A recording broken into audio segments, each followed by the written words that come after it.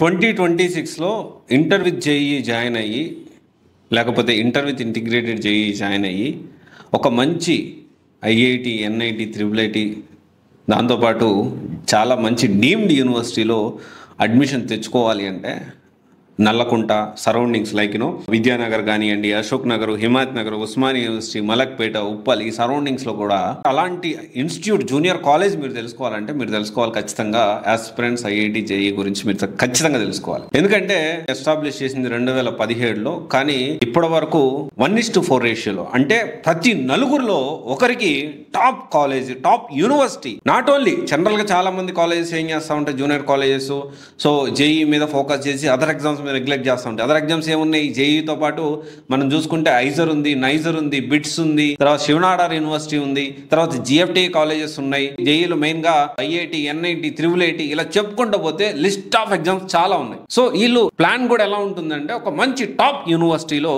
Seat వచ్చేలాగా plan ప్రకారం పిల్లలకి ట్రైనింగ్ ఇవ్వడం జరుగుతుంది.